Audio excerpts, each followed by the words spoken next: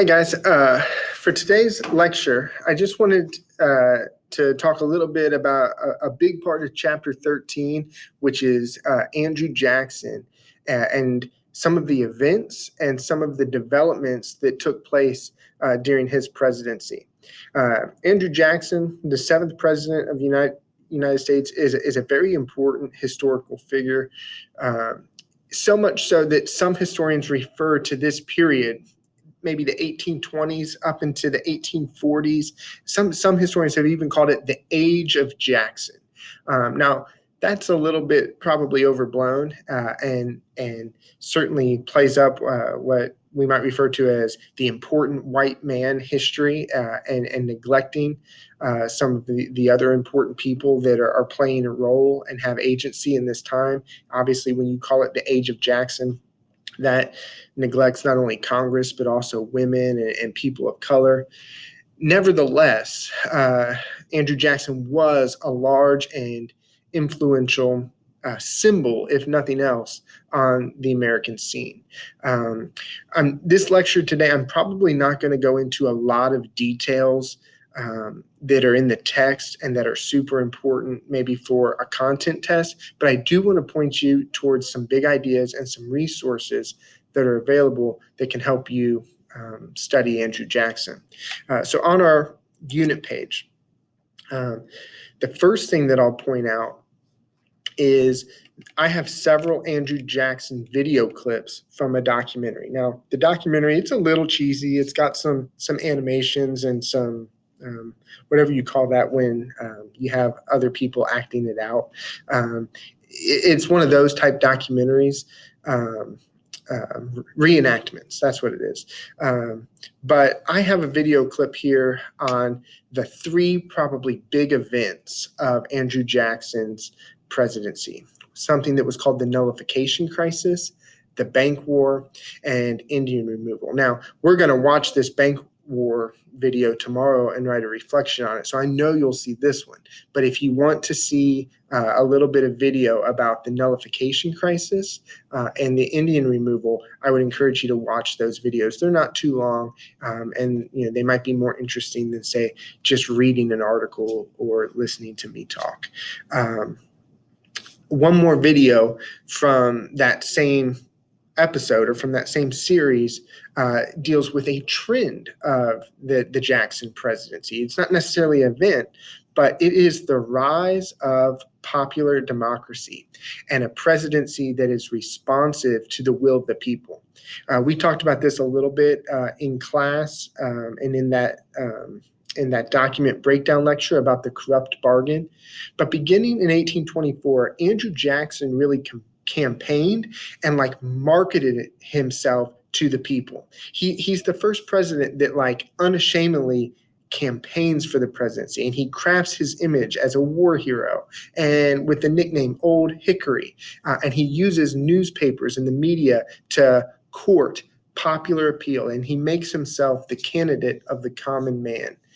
So much so that eventually, he does help to begin the Democratic Party that we still have today, and they really formed in his second term, and will have presidential candidates from then on out. This rise of popular democracy and the president being both an advocate for, but also a symbol of the people, can maybe be traced back to Andrew Jackson. So there's a video clip on that. Something else that I want you to see on just another trend on Andrew Jackson is what he does in terms of the role of the presidency. We've said this before, most of our notable presidents have a tendency to expand federal power. Jackson is kind of a conundrum. Sometimes he sees the executive as being very powerful, and he will expand presidential power in places like lawmaking and enforcing law. So Jackson will use the veto more than any other president.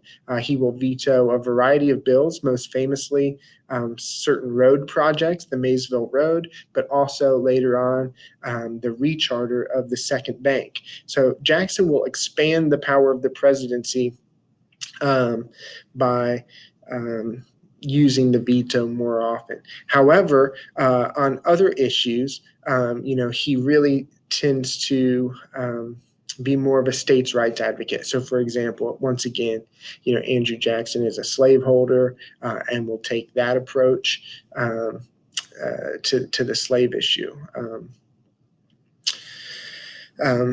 That's at least a few places you can look. The only other thing that I will really emphasize, and we'll spend some time in class and maybe with one more assignment, Andrew Jackson with the nullification crisis, he takes the position that the Union of States, the United States, that the Union is perpetual and that no state can undermine the federal government or even break away from the federal government.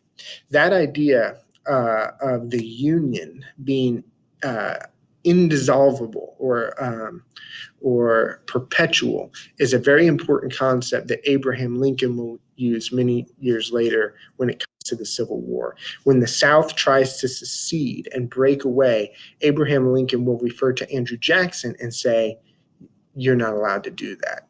Secession is not permitted per our Constitution, and the Union is indissoluble. So that's a very important idea that comes from Andrew Jackson.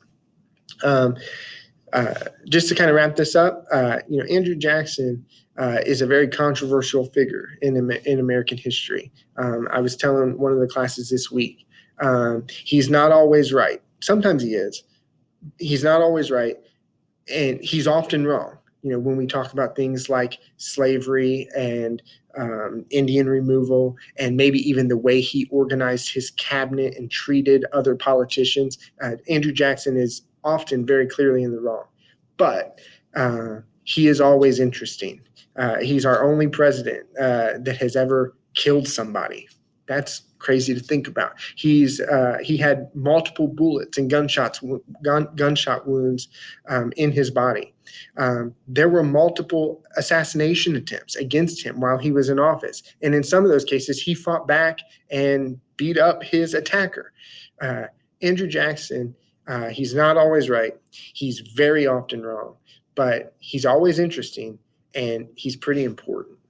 So chapter 13 deals with him a lot, and we'll talk about him more in class.